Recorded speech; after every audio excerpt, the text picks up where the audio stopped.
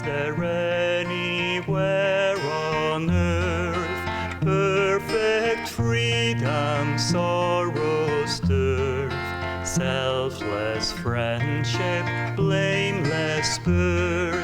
Cherish these, naught else has worth.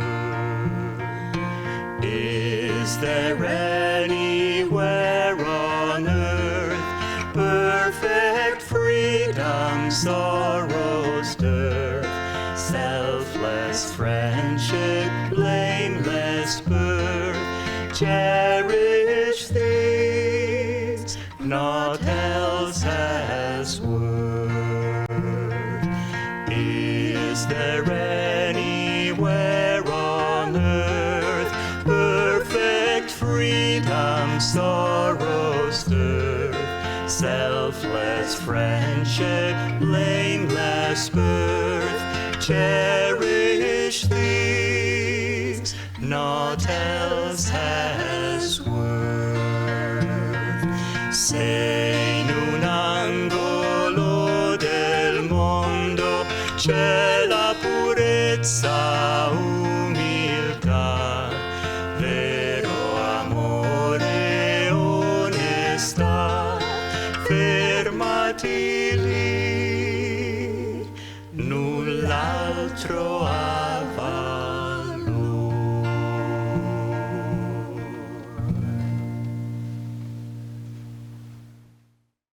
Good morning. My name is Nayaswami Ananta. This is Nayaswami Maria. It is a very great joy to be with you today. And I'd like to welcome all of you and those online to the Temple of Light here in Ananda Village. I'd like to read from Rays of the One Light. This week's reading is Faith is a Call to Prayer. Prayer is a call to faith. Truth is one and eternal. Realize oneness with it in your deathless self within. The following commentary is based on the teachings of Paramahansa Yogananda. In the Gospel of St. Matthew, chapters 7 and 21, we read, "Ask, and it shall be given you. Seek, and ye shall find. Knock, and it shall be opened unto you. Verily I say unto you, if you have faith and doubt not, if ye shall say unto this mountain, Be thou removed, and be thou cast into the sea, it shall be done. And all things whatsoever ye shall ask in prayer, believing, ye shall receive." Paramahansa Yogananda showed by his own example that prayer is a power, provided we believe deeply in that power. When our thoughts and feelings are strongly focused and then united in growing awareness to the divine presence within, they can bring even seemingly unrealistic wishes to fulfillment. When Paramahansa Yogananda was in charge of his school in Ranchi, India, he took the boys on occasional outings to the surrounding countryside. There was a waterfall not far away, he told Swami Kriyananda, where I took them sometimes. It was dangerous to cross there, but I would cry out to the boys, "Do you believe in God?" "Yes," they would shout back enthusiastically, and so we always crossed in safety. Years later, after I'd gone to America, one of the teachers tried to do the same thing, but he lacked spiritual power. One of the boys slipped on a rock and was drowned. Thus, the Master explained, belief alone is not enough. It must be united to one-pointed awareness, which leads to self-realization. The Bhagavad Gita, in the 6th chapter, underscores the necessity for such one-pointed concentration. Whenever the mind, fickle and restless, wanders off from its concentration, let the meditating yogi withdraw it resolutely, spurning every distraction, no matter how alluring, and bring it back again and again under the control of the self. Thus, through Holy Scripture, God has spoken to mankind. Om, Om.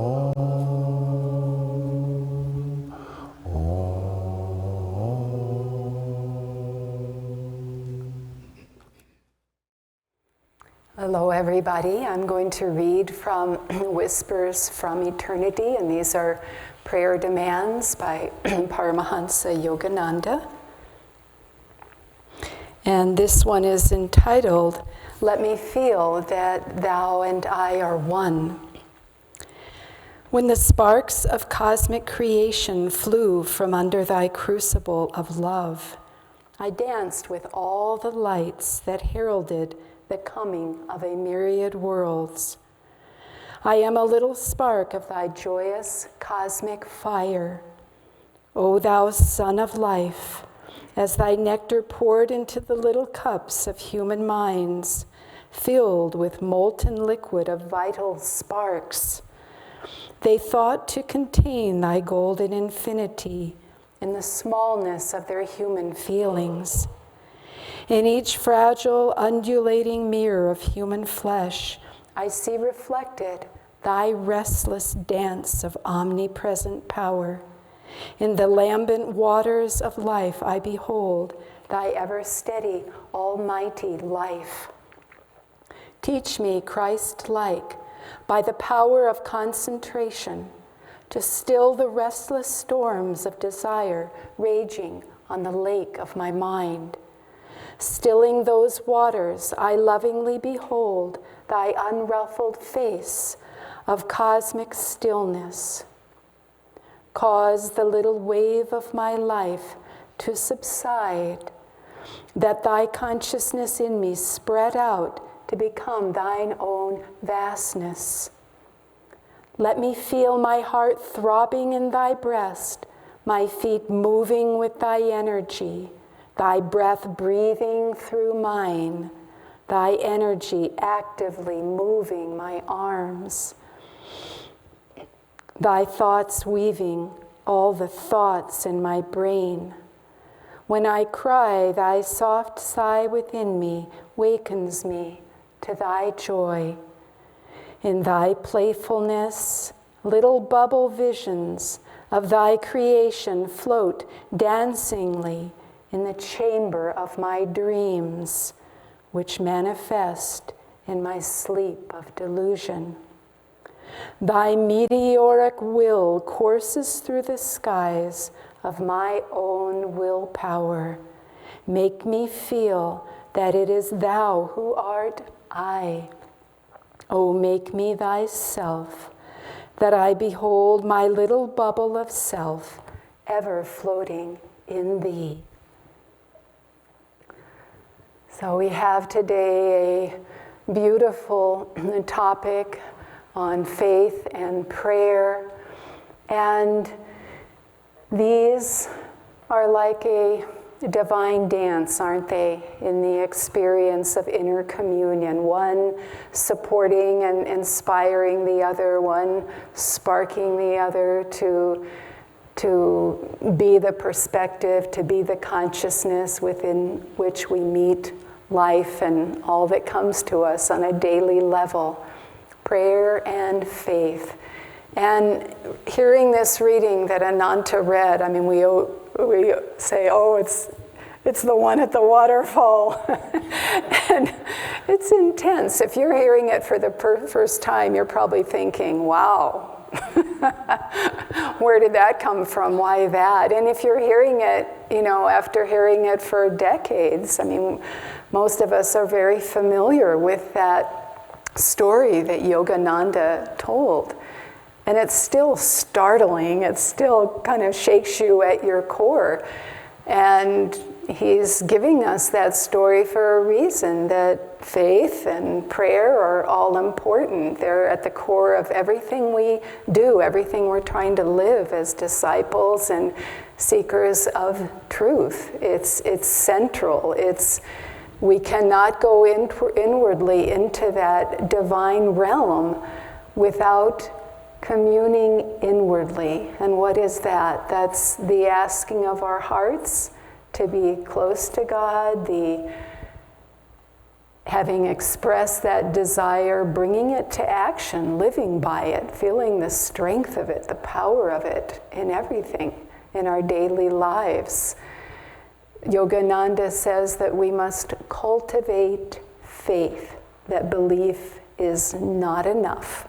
Ideals are not enough. We have to bring in the power of God behind those and stand by them and make them our experience if they're worth experiencing, if they're worth standing behind, if they're what we say is our belief. We have to actualize that.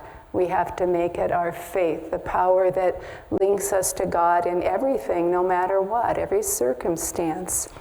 Yogananda said, what comes of itself, let it come. Well, that's kind of scary too. There's a lot of stuff going on out there, and do we have to be a part of it? Do we have to experience it all? And sometimes we do, and it can be intense. But in our faith, as Yogananda says, we stand unshakable. We learn what that inner resolve is, the strength of it, and the ability, the willingness, the openness to go forward with it, even as it appears, even as it looks. And this is the mountain that Jesus describes that can be potentially moved. And it's true, it's real. I mean, we don't see mountains moving every day except by the command of God, himself and nature through earthquakes, all of this kind of thing.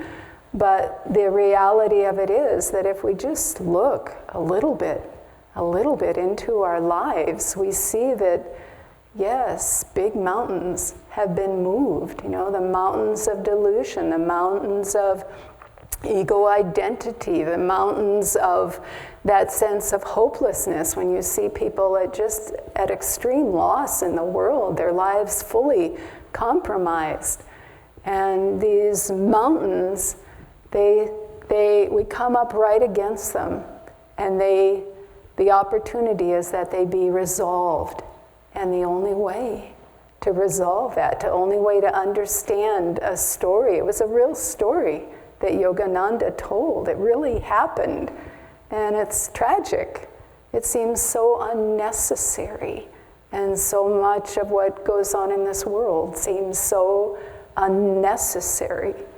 But at the same time, it's the opportunity that's going to free us. It's the opportunity through which our faith, our deepening faith, is going to help us to move through. A friend was sharing with me the other day a prayer that has cultivated and deepened their faith profoundly in the last many years. And the prayer is, teach me how to love you more deeply. Well, that's a wide open door.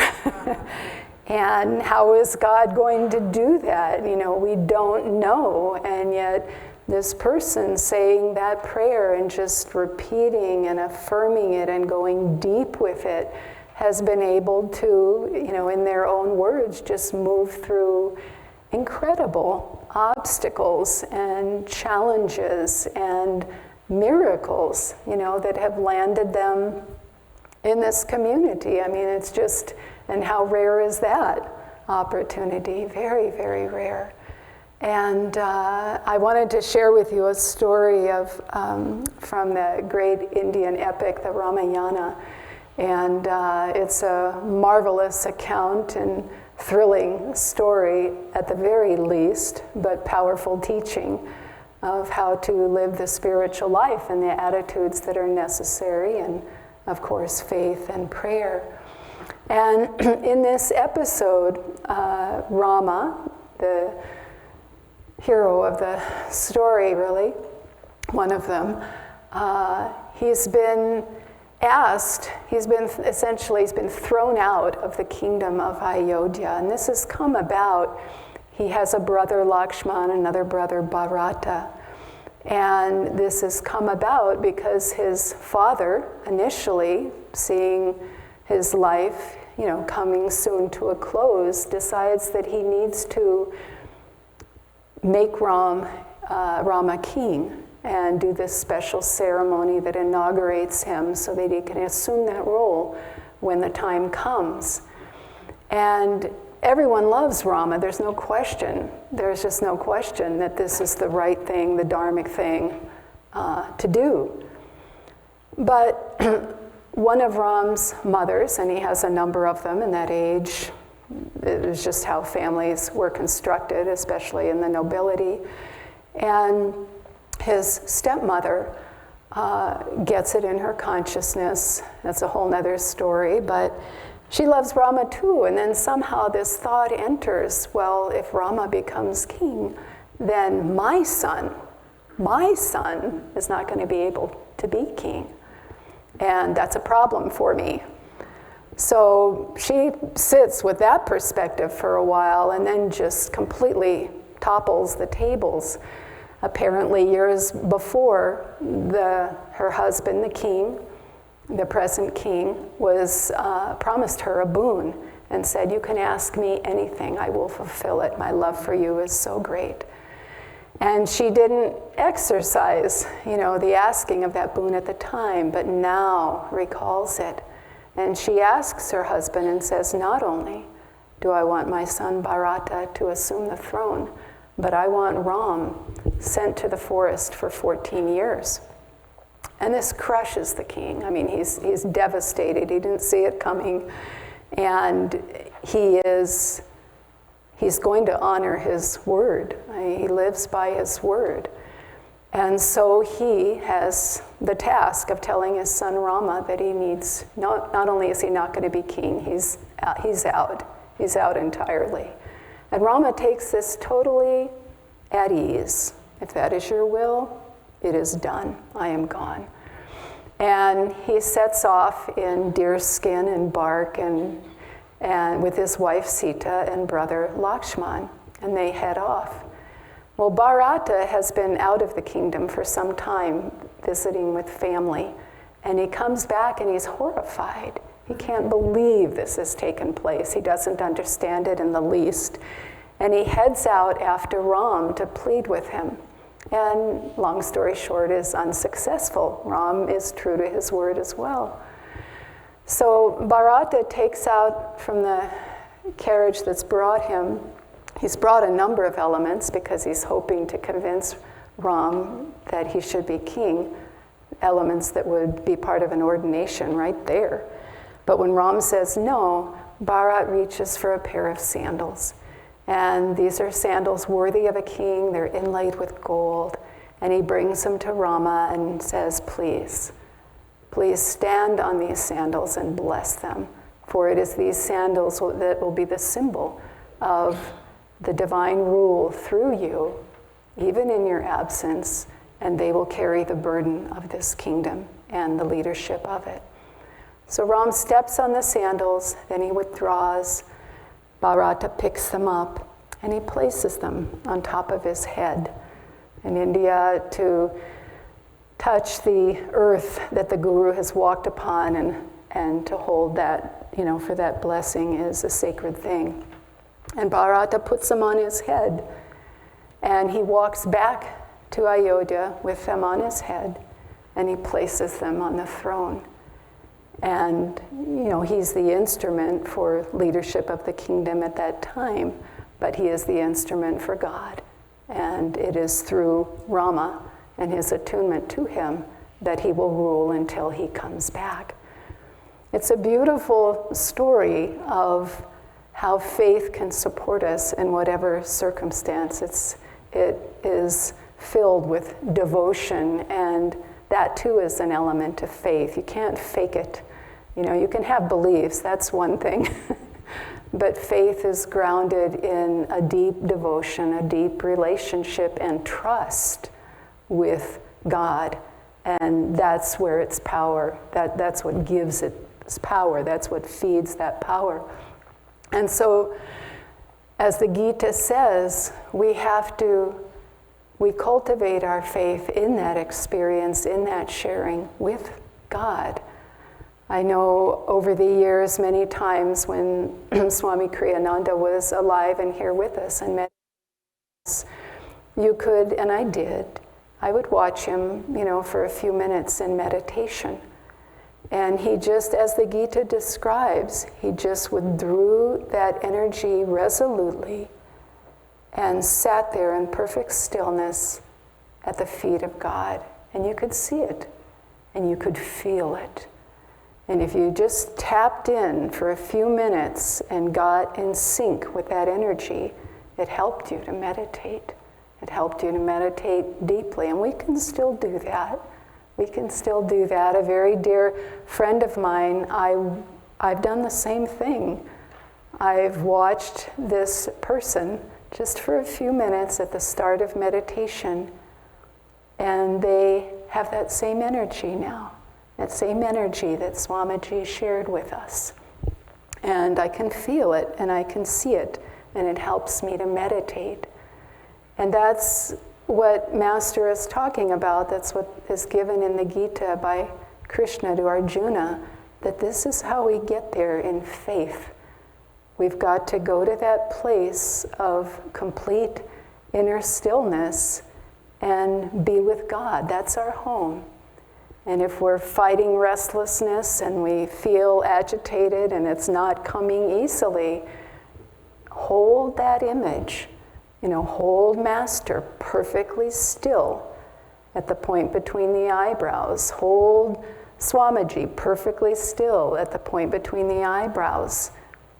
You've all seen that. You've all experienced that. Even people who are new, they're watching this. They're coming to Sunday service because they can see the difference of a God-centered life and a life centered in the world, centered in just belief, but not actual experience. So we know the difference is the point, and we just need to bring that to mind and tap into it. Life will challenge us because we are devotees, because we have been on the path for a long time. We're not going to skate by unscathed, I assure you. And I don't want to, suggest anything or magnetize anything, but it's just so obvious. It's the nature of the world. It's the nature of our karma. We're here to become free. We're here to be more in God. And that's going to create some friction, because there's all of the citizens aren't lined up necessarily in that desire, in that goal.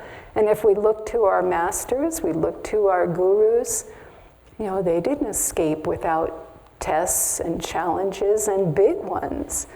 Swami Kriyananda in his book, The New Path, his autobiography, he talks about how he mentions that Master, it was in 1948, and it was just right before Swamiji came to Self-Realization Fellowship, his guru's organization. And Yogananda experienced a very profound divine ecstasy, and it went on for, I think, months. And but during that time, Divine Mother, one of the things she told Yogananda was, I have sent you many bad ones to test your love for me, but now I am sending you angels, and whoever smites them, I will smite. But Yogananda, I'm sharing this with you because he had many tests in his life. He met with betrayal, he met with persecution, not all people were kind, not all people were loving. There were very difficult times, people-wise and in society. The crash in World War II, and as he describes, eating tomatoes on the hillside at Mount Washington. Things were not easy. They were not smooth. And he was our guru. He was God realized. But he did this for us. He did this to show the power of faith in God to remove obstacles, to transcend limitations, to transcend shortcomings within ourselves. Things that are keeping us from realizing that divine ecstasy that Yogananda was talking about. So our masters have not been spared, and so be it. What comes of itself, let it come. But it is our faith. It is in these moments when we try to seek and realize that divine experience that we're watering the plant. When you cultivate the soil, you're preparing the soil. That's what it means. You cultivate the soil, you bring in organic matter, you make it loose, and so roots can spread out and grow plants and bear fruit. And that's the same thing inwardly. We take our belief and we cultivate it, we actualize it in activity, in faith. We try to tune into God, we ask God to be present with us, and we test that.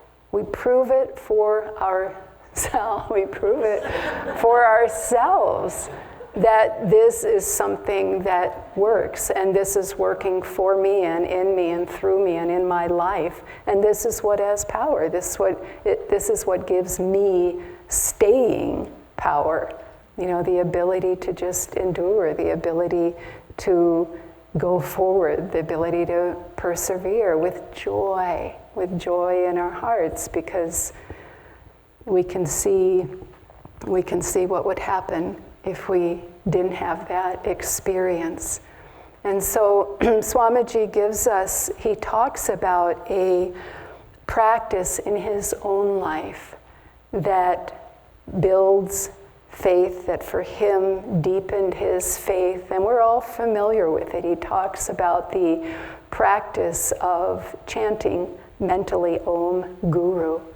And he said of that, when I do that, and as I have done that, my consciousness has been completely transformed. Completely transformed. It's clearer, it's purer, my desire for God is stronger, my dedication is deeper, all of that. And what is he saying? My faith is stronger. It's with me and helping me to live this life and do what God, all that God is asking me to do. So it rests upon each one of us. It's the opportunity we have in every day and every moment to make real what we think is our relationship with God, and to deepen what we think is our relationship with God. It's not stagnant. It's not like we become a disciple and get it. We get a part of it. It's real. Discipleship initiation is real. Kriya is real. Living the spiritual life is real. But we haven't arrived. If we had, we wouldn't be here. There's more to do. There's a lot more to do. And what there is to do is just deepening that inner faith and resolve that there's nothing but God. That's all there is. And that's the joy and the beauty and the opportunity of this life. Thank you.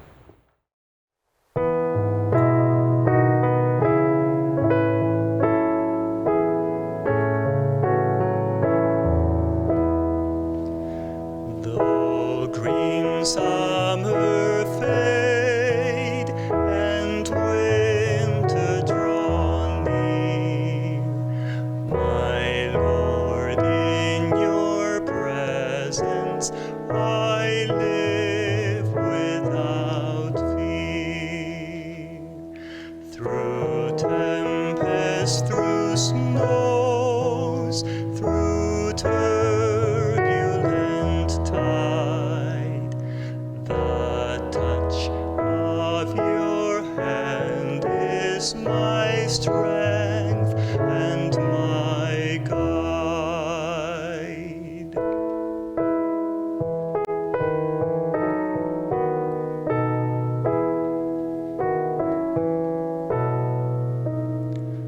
I ask for no riches that death can destroy. I crave only thee, your love and your joy. I ask for no riches that death can destroy. I crave only